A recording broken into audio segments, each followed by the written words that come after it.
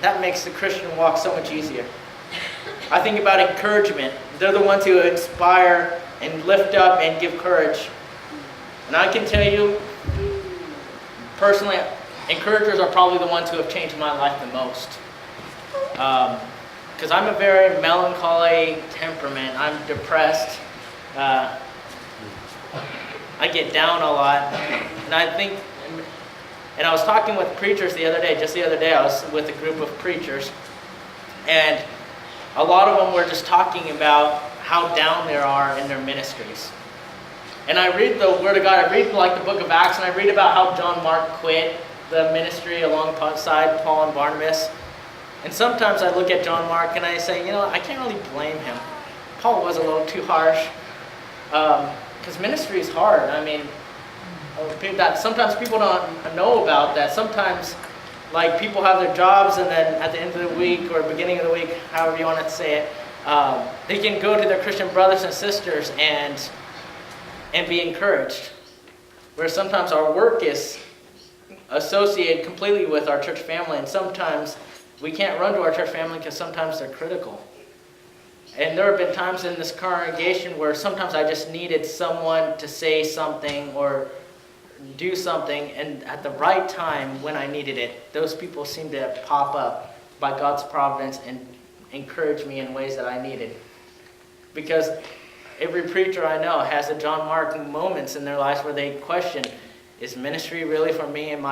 Did God really want me to do this? Should I quit? Should I go back to the secular world? And if it wasn't for encouragers motivating and inspiring my ministry, I may not even be here for that. I think about generosity, and that's having a heart and willingness to value people more than possessions. It's that saying, I'm willing to live with less to bless the lives of more people. And I think about, for example, my wife. I think that's one of the reasons why God gave me her as a wife is I have orphan syndrome, as I like to call it, where we like to cling to things and we're so worrisome and we're fearful of the world. But then you have encouragers like her who say, don't worry about it. Let's just bless people.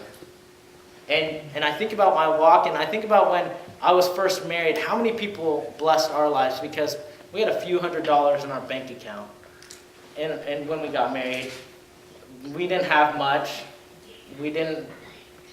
Our apartment, it was embarrassing to have people over, even though we did.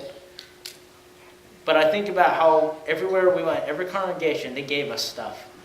Or I remember, during preaching school, there was an elder who every so often came up to me and said, I know you can't afford to take your wife out for a nice dinner, so here's a gift card. Take your wife out for dinner. In those moments, I just think, they value me. And I just think, and that's one of the reasons why I'm growing in generosity and I like giving to other people now. Because I know the benefits of being blessed by those who have been generous. I think about leadership. And leaders are the ones with the gift of influence. They're the ones who vision, they see great things, and they help inspire and encourage people to do what God has called us to do. And I believe that God is calling some people in this congregation even to rise up as leaders. And I want to call up those men to be leaders. You may not think you're a leader, but you are. And God is calling you and developing you as leaders. And I think about my life, and I think, I've been inspired by leaders. I think of Ken Wilson, Tanya's father, and how he has a vision for building up the Northwest by restarting what I call the new GNU. I know he'll hate me calling that. I can't remember what it's called, Faith Builders, which it was a lectureship that built up the congregations in the Northwest, and thousands of people would be there. And it was so encouraging hearing thousands of people just worship God and be edified with the Word of God and people unifying. Or I think about how he set up a school because he wants to help fill empty pulpits in the Northwest. Or I think about people like Carol Dennis, who allows me to be involved in the planning of the Clay Island Men's Retreat. And I've been really encouraged that when I was by these leaders, because great leaders always create leaders. They don't just create followers. When I was at the workshop here in Tacoma, I had probably 10 different preachers come up to me and tell me that they were proud of the work I was doing, and they told me, we expect you to be one of the main leaders of the next generation of this next generation of church leaders. And they said that was our vision for your life. And you have no idea how much that just inspired me to do that. So leaders make a difference. They inspire all of us. That's why I'm really proud of our men in our men's meeting, where they're starting to make hard decisions, may do things that aren't necessarily the most popular, but they're trying to make decisions because they want to lead people to glorifying God, so that we stand before the throne seat of Christ saying, we doubled what you gave us. It was hard, it was difficult, we were persecuted, there was resistance, but we did what you have called us to do. And then I think about mercy. This is the gift of empathy and compassion. These are the people who like to hold your hand, put their arm around you, make sure everything's okay. They call you on the phone. I apologize, mercy's not my gift. I'm not the best at visiting and calling people, and I'm literally frightened of my cell phone. I think that's one reason why we have one cell phone between me and Disney. I hate talking on the phone. I'm hard enough talking to people in real life. I'm just such an introvert and scared of everyone.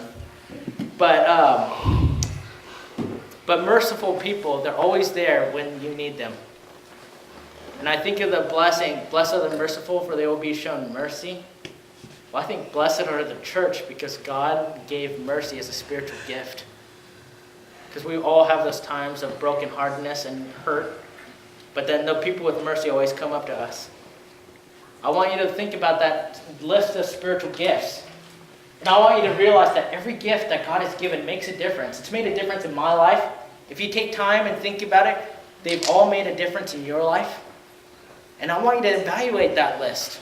And I want you to look at that list and say, which one or which of these few has God entrusted me?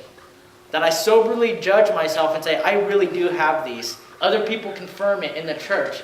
And I can run away, I can bury it, I can be ashamed of it, I can be afraid of it. But I am going to take it with honor from my master. And I'm going to use it for his glory. And so when I stand before the throne seat of Christ, I'll say, I doubled what you gave me.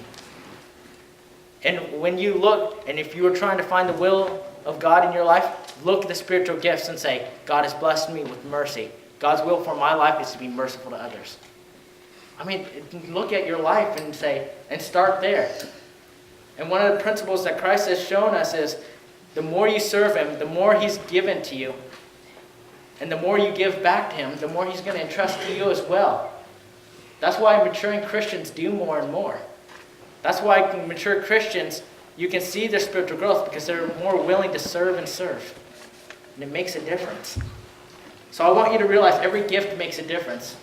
And don't leave this building neglecting your gift.